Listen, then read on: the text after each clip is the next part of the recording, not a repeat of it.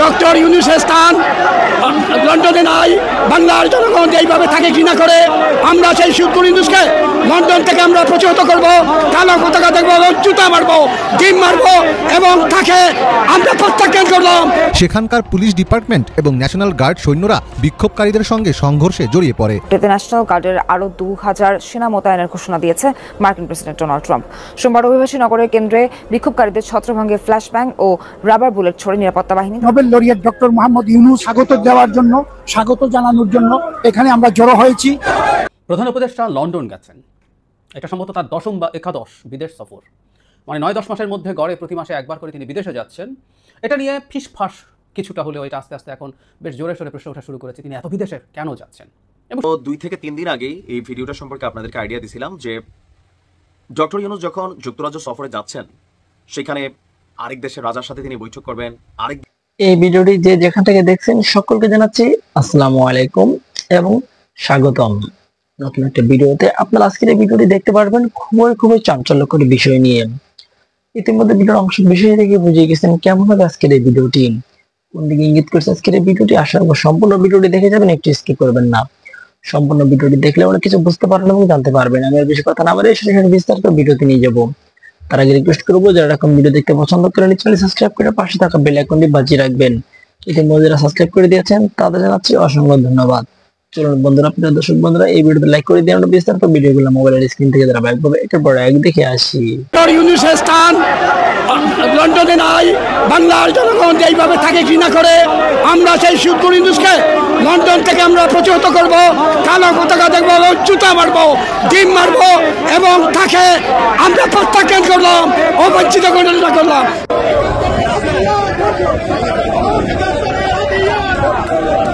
আজকে সমস্ত প্রবাসী কমিউনিটির সকল নেতৃবৃন্দ এখানে এসেছেন একটি কারণে, যে প্রফেসর ইউনূস যে অবৈধভাবে আমাদের এই বাংলাদেশে ডেকে বসেছে, আমাদের প্রায় 100 জন এমপিকে কারাগারে রেখেছে, আমাদের শত শত নেতাকর্মী জেলে। আজকে বাংলাদেশে যে পরিমাণ হত্যা নির্যাতন হচ্ছে এবং আপনারা জানেন যে প্রায় 20,000 কোটি ডলার বাংলাদেশ থেকে পাচার হয়েছে গত দশকে। এর প্রতিবাদে সকল কমিউনিটির নেতৃবৃন্দ এক হয়েছে একটি প্রশ্নে, যে বঙ্গবন্ধু কন্যা মাননীয় প্রধানমন্ত্রী শেখ হাসিনা প্রবাসীদের যে কাজ করেছেন সেই কাজের জন্য সকল মানুষ এখানে এসেছে। আমরা আশা করি অচিরে এই বঙ্গবন্ধু কন্যা মাননীয় প্রধানমন্ত্রী শেখ হাসিনার নেতৃত্বে আমরা দেশে ফিরব এবং দেশে গণতান্ত্রিক ব্যবস্থা ফিরে আসবে।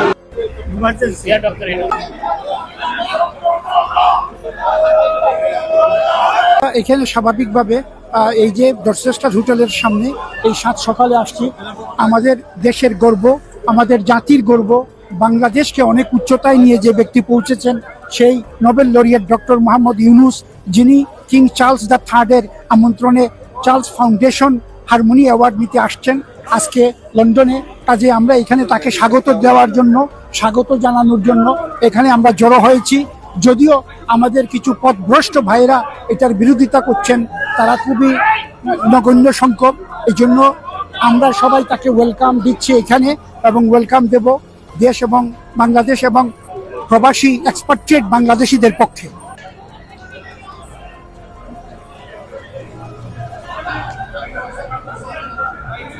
আজকে এই জুলাই আগস্টের পরে আমাদের যে চিফ অ্যাডভাইজার আমাদের বাংলাদেশের ডক্টর মোহাম্মদ ইউনূস প্রথমবারের মতো লন্ডন আসতেছেন এবং রাজা চার্লসের দাওয়াতে আসছেন। সেই জন্য আমরা আসলে তাকে বরণ করতে আজকে ডরচেস্টার হোটেলের সামনে হাইড পার্ক কর্নারে দাঁড়িয়েছি। আমরা দেখছেন অনেক এখানে আরো আসবেন এবং তাকে আমরা সুন্দরভাবে স্বাগত জানাবো এবং এই সম্মানটুকু যেন সম্মানভাবে নিয়ে যেতে পারে সেটা আমরা আজকে এখান থেকে এই প্রোগ্রাম শুরু করব। We are British Bangladeshi here to coming for see Dr. Yunus sir. We are committed to reform Bangladesh and we are supporting Dr. Yunus sir. We are welcoming him. Thank you so much. মাঝরাতে বিমানবন্দর দিয়ে কোনো রকম বাধা বিপত্তি ছাড়াই স্বৈরাচার আমলের দীর্ঘতম সময়ে রাষ্ট্রপতির দায়িত্ব পালন করা আব্দুল হামিদ থাইল্যান্ডে যান। পরে অবশ্য শোনা যায় সবাইকে ধোঁকা দিয়ে বোকা বানিয়ে পালিয়েছেন হামিদ। সরকারের পক্ষ থেকে দাবি করা হয় তারা এ বিষয়ে কিছুই জানতেন না। এ সময় দায়িত্বে থাকা কয়েকজনকে বরখাস্তও করা হয়। যদিও তাদের সবার দাবি ছিল হামিদকে বিদেশ যেতে দেওয়ার বেলায় তারা সব রকম রাষ্ট্রীয় নিয়ম নীতি মেনেছিলেন, মানে হামিদের থাইল্যান্ড ভ্রমণ কর্তৃপক্ষ জানতেন। হামিদের সেই কথিত পলায়নের পর গর্জে ওঠে রাজপথ। আওয়ামী লীগ নিষিদ্ধের দাবি হয় আরও তীব্র। জোরালো দাবির মুখে বিশ্বের শর্ত জুড়ে আওয়ামী লীগের কার্যক্রম নিষিদ্ধ করে সরকার। তবে ঘটনার শেষ তখনও হয়নি। এর ভেতরেই যেন চলতে থাকে বিশেষ আয়োজন। কেবল হামিদ নয়, আরও অনেক আওয়ামী লীগ নেতা ও হাসিনা সংশ্লিষ্টকেও সেফ এক্সিট দেওয়ার ঘটনা ঘটেছে আগে ও পরে। কোনো এক দৈব শক্তি বলে স্বৈরাচারের দোসররা ভিআইপি টার্মিনাল ব্যবহার করে বিদেশ যেতে পারছেন অনায়াসেই। তারা দেশ ছাড়ার আগ পর্যন্ত সে কথা কেউ টেরই পাচ্ছেন না। তবে এবার নতুন খেলা শুরু হয়েছে। মধ্যরাতে দেশ পালানো হামিদ আবারও মধ্যরাতেই রাজসিকভাবে ফিরে এসেছে। অসুস্থ হামিদ নানা যুক্তিতে মানবিক দৃষ্টি হয়তো পেতেই পারেন, তবে যে হামিদ স্বৈরাচারের বড় তোষণকারী ও সুবিধাভোগী, যিনি রাষ্ট্রপতির মতো গুরুত্বপূর্ণ পদে বসে গোপাল ভাঁড়ের মতো মেধাহীন ভাঁড়ামো করেছেন, তিনি ছাড় পাবেন কোন যুক্তিতে, সে প্রশ্নও তুলেছেন অনেকে। অনেকে মনে করছে হামিদের এই বুক ফুলিয়ে ফেরা কেবল তার ফেরা নয়, এটা আওয়ামী লীগের দাপুটে ফেরার ইঙ্গিত হতে পারে।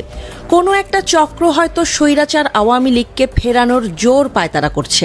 পলাতক হামিদরা যখন নির্বিঘ্ন ফেরার নিশ্চয়তা পান, তখন অনেকের ভূমিকাই প্রশ্নবিদ্ধ হয়। যে হামিদরা বিরোধী দমনে ছিলেন নো মার্সি মোডে, তাদের প্রতি যখন শর্তহীন উদারতা দেখানো হয়, তখন সন্দেহ ও প্রশ্ন জাগে স্বাভাবিক নিয়মেই।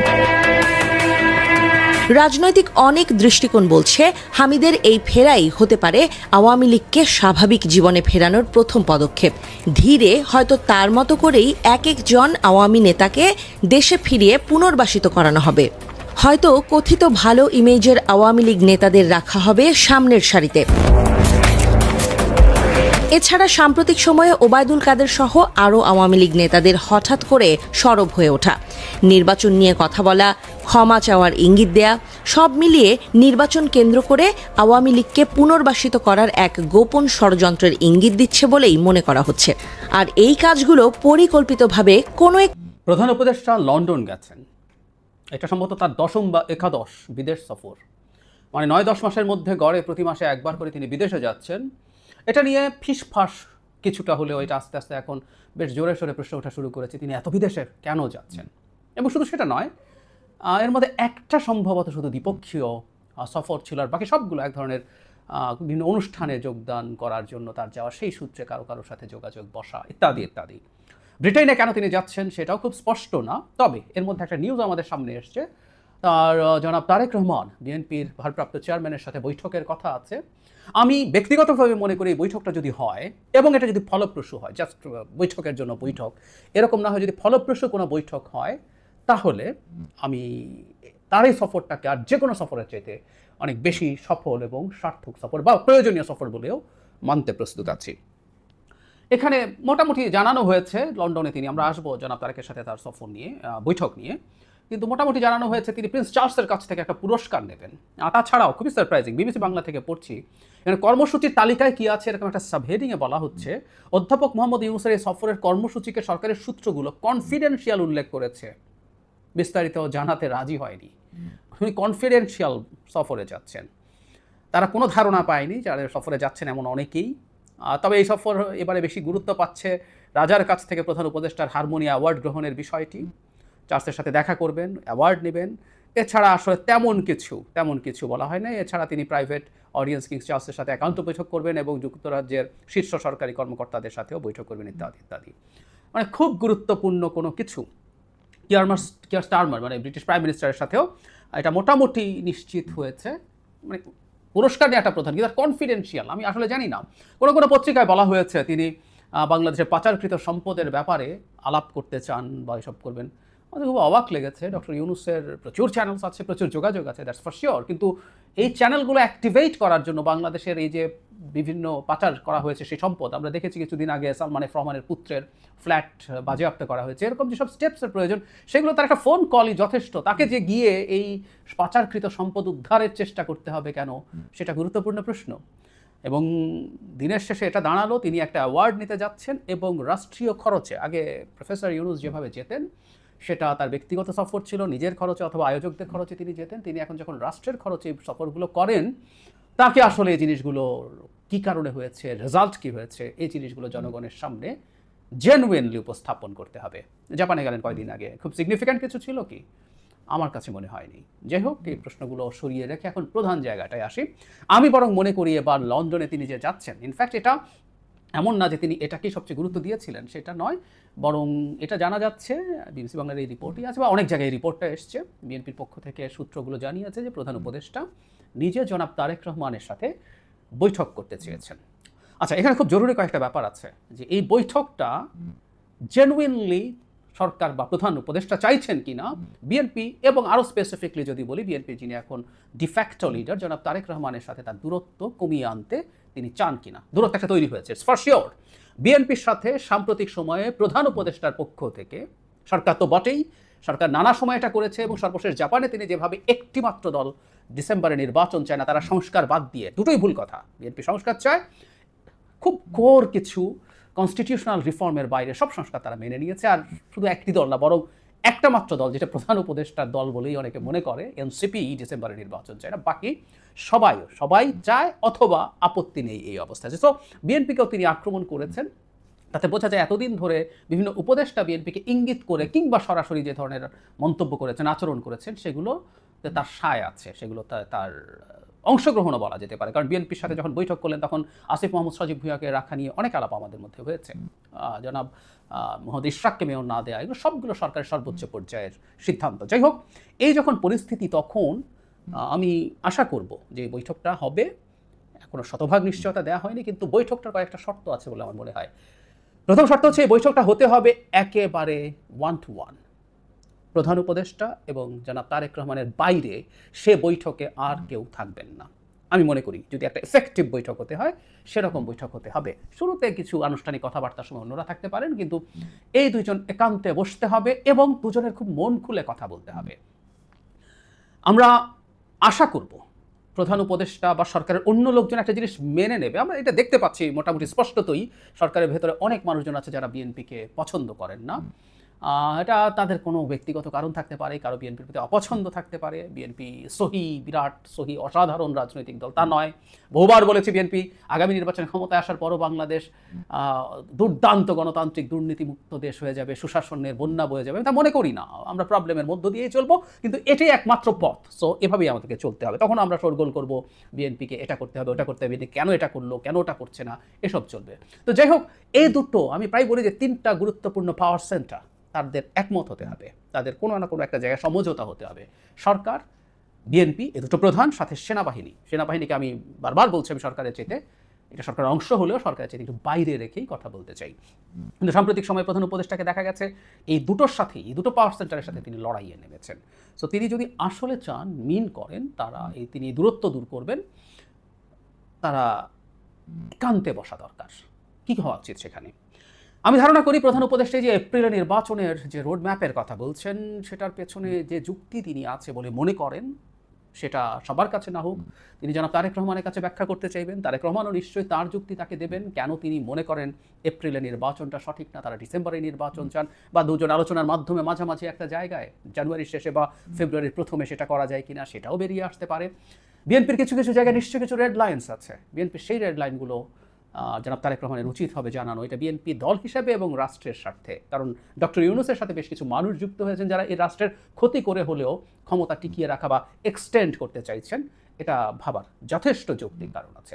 একই সাথে আমাদের প্রধান উপদেষ্টারও তো নিশ্চয়ই চাওয়ার কিছু আছে। তিনি এই ক্রুশিয়াল সময় যখন দায়িত্ব নিয়েছেন, তার নিশ্চয়ই কিছু চিন্তা আছে। সেই চিন্তাগুলো কি, তিনি আসলে কি চান? মানে আমরা সামনে যে ফাইটটা দেখছি, এটা আসলে উপসর্গ, এটা রোগ না। রোগ হচ্ছে দুই পক্ষই পরস্পরের কাছে কিছু ছাড় চায় সম্ভবত। এটা প্রধান উপদেষ্টা কি এনসিপির জন্য কিছু ছাড় চান, নাকি প্রধান উপদেষ্টা সরকারের জন্য কিছু ছাড় চান, নাকি আমি সরাসরি যদি বলেও ফেলি, প্রধান উপদেষ্টা বেশ কিছু প্রতিষ্ঠানের অনুমতি নিয়েছেন, ব্যবসা নিয়েছেন, ভবিষ্যতে তিনি গ্রামীণে ফিরে যাবেন, তাই যদি হয় তার সেই প্রতিষ্ঠানগুলো ভবিষ্যৎ নিয়ে কোনো রকম কোনো চিন্তা তার আছে কিনা, দুশ্চিন্তা আছে কিনা বিএনপি যদি সরকার গঠন করে সেই ব্যাপারে, বা আরও কিছু হোয়াট এভার ইট ইজ, দুজন মানুষ যখন একসাথে বসবেন মন খুলে তারা যদি কথা বলেন, আমি বিশ্বাস করি সমস্যার সমাধান হওয়া খুবই সম্ভব। আমি আশা করি তারা সেটা করবেন। আবারও বলছি, এই বৈঠক হতে হবে 1-to-1, একদম একান্তে। তাহলে দুজন মানুষ তাদের পরস্পরের প্রতি ইভেন কোনো ক্ষোভও যদি থাকে সেটা প্রকাশ্যে পরস্পরকে বলে দিতে পারবেন এবং তারা তাদের মধ্যে জিনিসগুলো মিটিয়ে নিতে পারবেন। সো আমি আশা করব, আমি চাই, ভীষণভাবে চাই যে এ দুটো শক্তির মধ্যে এই ধরনের আন্ডারস্ট্যান্ডিং হওয়া উচিত। আমি সত্যিই মনে করি এই দুই ব্যক্তির উপরে প্রধানত, এবং সাথে অবশ্যই জনাব ওয়াকারুজ্জামান আমাদের সেনাপ্রধান আছেন, এই তিন ব্যক্তি ওপরে আমাদের ভবিষ্যৎ, রাষ্ট্রের ভবিষ্যৎ, গণতান্ত্রিক ট্রান্সফরমেশনের ভবিষ্যৎ নির্ভর করছে। এবং তার মধ্যে তিনজনের মধ্যে সবচেয়ে গুরুত্বপূর্ণ দুজন একসাথে যদি বসেন এবং তাদের মনের কথা শেয়ার করেন, তাদের যাবতীয় এক্সপেকটেশন, ভীতি সব কিছু যদি পরস্পরকে জানান, হোল হার্টেডলি যদি বসেন, একটা সমাধান বেরিয়ে আসা খুবই সম্ভব বলে আমি মনে করি, এবং এটা হতে হবে।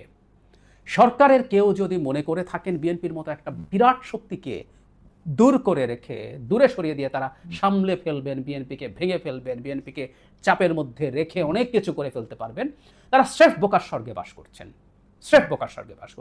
প্রধান উপদেষ্টার বোঝা উচিত এইসব লোকজনের পাল্লায় পড়াটা ইটসেলফ একটা ডিসক্রেডিট, ভুল বোঝানো তত্ত্ব। আমি প্রায় বলি যে মানুষটা যদি এসব লোকজনের পাল্লায় পড়ে ভুল বোঝেন, সেই মানুষটা জাতির এই ক্রান্তি লগ্নে দায়িত্ব নেওয়াটা উচিত হয়েছে কিনা এই প্রশ্ন চলে আসবে।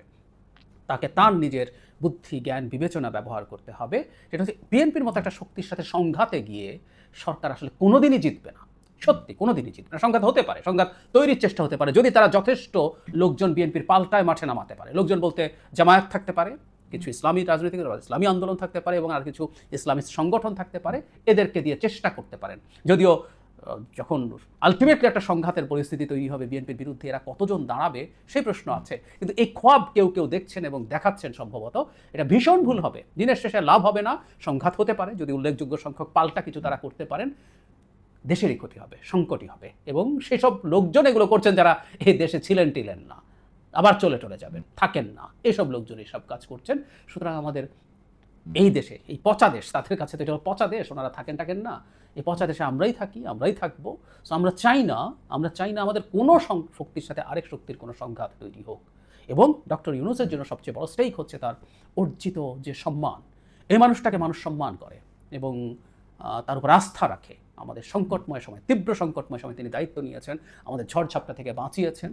তিনি বাকি সময়টা কোনো রকম কোনো ভ্রান্তির পাল্লায় তিনি পড়বেন না, কারো না কারো কোনো ভুল পরামর্শে তিনি ঢুকবেন না। তার যে অসাধারণ সুযোগ এসছে, আমরা পত্রিকায় যেভাবে দেখলাম যে তার দিক থেকে এটা চাওয়া হয়েছে, এটা অসাধারণ সুন্দর ব্যাপার। জনাব তারেক রহমানের সাথে তিনি বসে, উনি তার ফাদার ফিগারের মতো একজন মানুষ, তার সাথে বসে এই সব কিছু তারা ঠিক করে নিন। যদি সেটা হয়, শুরুতে যেটা বলেছিলাম, সম্ভবত সবচেয়ে গুরুত্বপূর্ণ সফর হবে প্রধান উপদেষ্টার। এটা এর চেয়ে গুরুত্বপূর্ণ সফর আগেও হয়নি। সামনে তিনি যদি আরও কোথাও যান। আমি আরো 2 থেকে 3 দিন আগেই এই ভিডিওটা সম্পর্কে আপনাদেরকে আইডিয়া দিছিলাম যে ডক্টর ইউনূস যখন যুক্তরাজ্য সফরে যাচ্ছেন, সেখানে আরেক দেশের রাজার সাথে তিনি বৈঠক করবেন, আরেক দেশের প্রধানমন্ত্রীর সাথে বৈঠক করবেন, আর যিনি বাংলাদেশের আগামী দিনের প্রধানমন্ত্রী হিসেবে যাকে ইতিমধ্যেই দাবি করা হয় জনাব তারেক রহমান, তার সাথে ডক্টর মোহাম্মদ ইউনূস দেখা করবেন না, বিষয়টা কেমন জানি, বা বিএনপির জন্য বিষয়টা ইজ্জতের বিষয় ছিল, পাশাপাশি ডক্টর মোহাম্মদ ইউনূসের জন্য, কারণ তার সরকার তো এটা রাজনৈতিক সরকার না যে তিনি ভবিষ্যতে আবার প্রেসিডেন্ট হবেন বা প্রধানমন্ত্রী হবেন, আর গুনা কয়েক মাস পরেই নির্বাচন হইলে তিনি সাধারণ একজন ইউনূসেই পরিণত হবেন। প্লাস তিনি যেই সুযোগ সুবিধা নিয়েছেন, অথবা তার এই সরকার চলাকালীন অনেক কিছু হয়তো এই বিএনপির হাত দিয়ে আবার সামনে আসবে, ভবিষ্যৎকে মাথায় রাখতে হবে।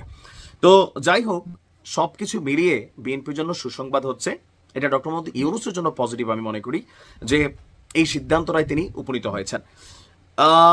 গতকালকে রাতে বিএনপির স্থায়ী কমিটির একটা ভার্চুয়াল বৈঠক হয়। সেই বৈঠকে আপনার সিদ্ধান্ত নেওয়া হয়েছে যে আগামী 13 জন লন্ডনের একটি হোটেলে সাক্ষাৎ করতে যাচ্ছেন জনাব তারেক রহমান এবং ডক্টর মোহাম্মদ ইউনূস। তো এখানে আসলে কি আলোচনা হবে, কেন এই সাক্ষাৎ, শুধু কি সৌজন্যমূলক? বিএনপির নেতারা বলছেন বৈঠকটি মূলত সৌজন্য সাক্ষাৎ হলেও আলোচনার কেন্দ্রবিন্দুতে থাকবে, আমরা বুঝতেই পারছি, নির্বাচন। দলের পক্ষ থেকে নির্বাচন সংক্রান্ত বেশ কিছু প্রস্তাবনা ইতিমধ্যেই তারেক রহমানের হাতে তুলে দেওয়া হয়েছে। তো আমরা যতদূর গণমাধ্যমের কল্যাণে বিভিন্ন ইয়ার মাধ্যমে যতটুকু বুঝতে পারছি যে জনাব তারেক রহমান আগামী ফেব্রুয়ারিতে তিনি নির্বাচন চাইবেন বলেই কিন্তু মার্কেটে গতকালকে থেকে আওয়াজ আসে যে ডক্টর মোহাম্মদ ইউনূসের সাথে সাক্ষাতের পর তিনি ফেব্রুয়ারি মাসে যেন নির্বাচনটা দেওয়া হয় সেটা নিয়ে চাইবেন, এবং কি এপ্রিল মাসে ডক্টর মোহাম্মদ ইউনূসের যে ঘোষিত টাইম ফ্রেম এটাকে নিয়ে বিএনপির অফিসিয়াল বক্তব্য এনসিপি এবং জামাতকে খুশি করতে বা তাদের সুবিধার্থে এপ্রিলে নির্বাচন নেওয়া হয়েছে। রমজান, মাধ্যমিক উচ্চ মাধ্যমিক পরীক্ষা, তার উপরে নানান ধরনের প্রাকৃতিক দুর্যোগ, সকল কিছু মিলিয়ে ওই সময় এই নির্বাচন করা বা ক্যান্ডিডেট যারা আছেন প্রচারণা, নির্বাচনী আচরণবিধি লঙ্ঘন অনেক কিছু হয়ে যাবে। সো ব্যাটার হচ্ছে ডিসেম্বরের আগেই নির্বাচন। তবে কেউ কেউ বলছেন বিভিন্ন গণমাধ্যমের বরাত দিয়ে যে ডিসেম্বরের জায়গায় এটা হয়তো ফেব্রুয়ারিতে জনাব তারেক রহমান নির্বাচনের প্রস্তাব দিবেন। এখন ডক্টর মোহাম্মদ ইউনূস রাজি হয় কিনা। তবে ওনার 10 মাসের অবস্থানে বিভিন্ন বক্তব্যে একটা জিনিস তো স্পষ্ট যে তিনি বিএনপিকে খুব বেশি গুরুত্ব দেন না। কেউ কেউ বলছেন যে বেগম খালেদা জিয়ার সাথে তিনি অফিসিয়ালি ওনাকে ভিজিট করা, বিশেষ করে লন্ডন থেকে আসার পরে তিনি পারতেন বেগম খালেদা জিয়াকে একবার ভিজিট করা, তার সাথে সাক্ষাৎ করা, মাঝখানে যেহেতু তার বাড়িতে নামজারির কাগজপত্র দিছে, সো এরকম অনেক কিছু করতে পারতেন যেগুলোর মাধ্যমে হয়তো বিএনপির সাথে অনেকটা উষ্ণ সম্পর্ক হতো। তবে বিএনপি মনে করছে এনসিপি কর্তৃক তিনি বেষ্টিত, অথবা এনসিপি তার নিজেরই দল যেটাকে তিনি পেছন থেকে লিড করছেন, অথবা আগামী দিনে তিনি এই ক্ষমতা থেকে যাওয়ার পর এনসিপিকে নিজেই হয়তো সামনে নিয়ে আসবেন। এরকম নানান জল্পনা কল্পনা গুঞ্জন রয়েছে, তো নানান মতানৈক্য রয়েছে, অনেক ধরনের ঝামেলা আছে, ভুল বোঝাবুঝি আছে। সো ব্যাটার হচ্ছে তারেক রহমানের সাথে সাক্ষাৎ করাটা। ওই বৈঠকে আমরা আশা করি যে এই সমস্যাগুলোর সমাধান দেশের মাটিতে হয় নাই, অথবা তিনি কার সাথে কথা বলবেন হয়তো এরকমও ভাবছেন, সে জায়গা তারেক রহমানের সাথে এই বৈঠকটি যথেষ্ট গুরুত্ব বহন করে। বাকিটা হচ্ছে সিদ্ধান্ত পরে, বাট আগে। প্রিয় দেশবাসী, শুরু থেকে শেষ পর্যন্ত যারা এই ভিডিওটি দেখেছেন সকলকে জানাই অসংখ্য অসংখ্য ধন্যবাদ। যারা এরকম নিউজ ভিডিও পেতে পছন্দ করেন তারা অবশ্যই এই চ্যানেলটি সাবস্ক্রাইব করে পাশে থাকা বেল আইকনটি বাজিয়ে দিবেন। যারা এখন এই ভিডিওটি শেয়ার করেননি, এই ভিডিওটি দ্রুত শেয়ার করে সকলকে দেখার সুযোগ করে দিন। আজকের মতন এই পর্যন্ত, দেখা হচ্ছে পরবর্তী কোনো ভিডিও নিয়ে ইনশাল্লাহ।